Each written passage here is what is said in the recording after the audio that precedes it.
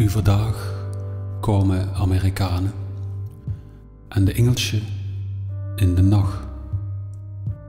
De vensteren worden die dag met zwart papier afgeplekt.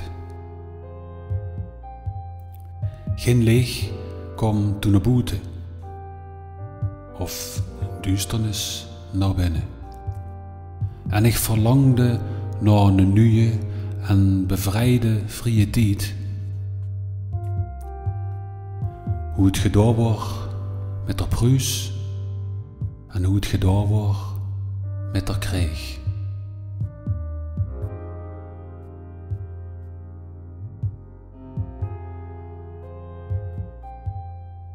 Met mijn fantasie, mijn wil, mijn verlangen en mijn trots, mijn vrijheid, ook al houden ze het geweld, daar komen ze echt niet aan.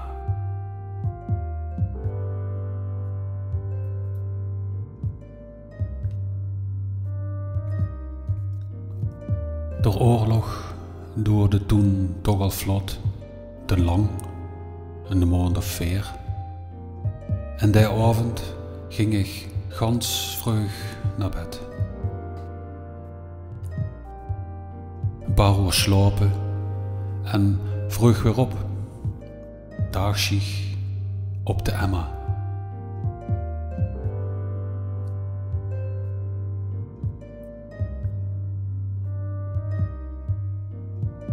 Zouden ze die nog weer komen? Of bleven ze hu stil weg?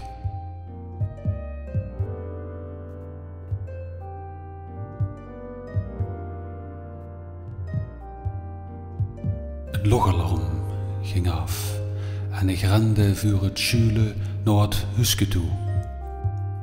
Ik sloot de deur en voor even wist ik mij gans alleen.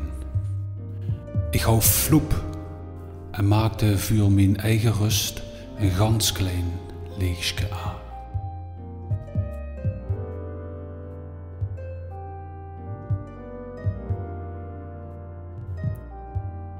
Een zwart stipje in het heukske, gans onderaan de deur. Het bewoog zich heel erg langzaam, dus het moest een gans klein deertje zijn.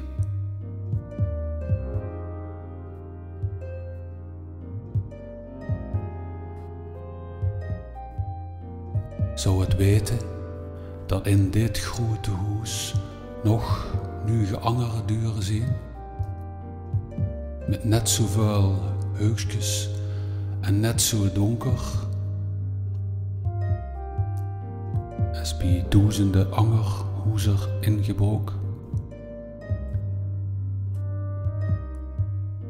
En even later maakten de Duitsers met schijnwerpers een leegspel in de lucht.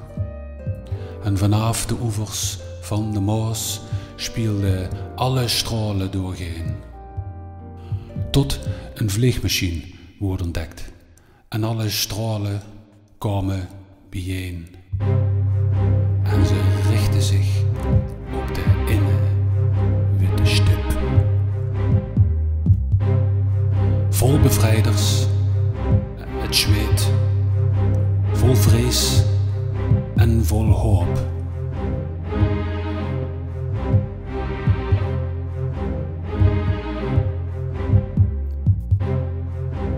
En de jager zoog der stip gans wiet weg. Hij groef gas en erop af. Een leeg spoor van munitie zocht zich in de weg door de donkere lucht.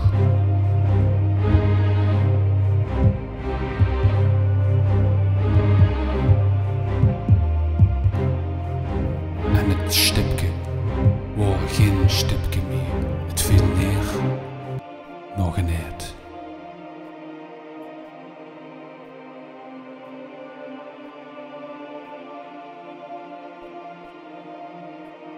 Gelukkig kwam het net niet neer op ons huis of op ons dorp.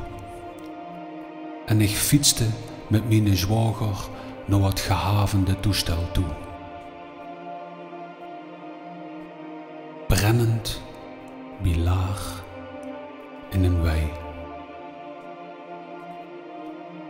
En ik dacht aan die jongen die misschien zoten te verbrennen in deze knallende en zwarte, hete hel. En aan hun vrouwen, hun kinderen, hun vaders en hun moeders, die logen te slapen, gans wiet weg, en ze wisten nog van niks. En aan die dikkup met hun champagne, die ze in dit toestel houden geduwd.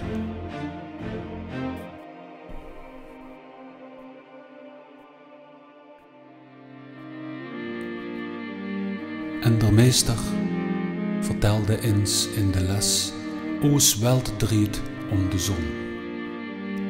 En op een ander planeet, wel 100 keer zo groot als die van ons, met wezens die door een vergrootglas keken naar ons, achter de zon. Een gans en klein weld met allemaal stipjes die zich München nemen en bommen maken van wel 1000 kilo en zich daar kop in houden als ze daar kans te verkrijgen.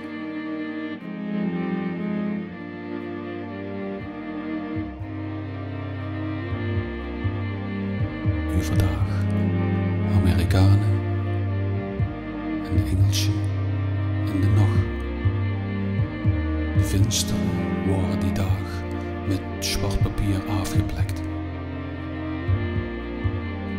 Geen licht kwam toen naar buiten, of duisternis naar binnen. En ik droomde van een nieuwe en bevrijde vrije tijd. Hoe het gedaan wordt met de Pruis en hoe het gedaan wordt met de Krieg.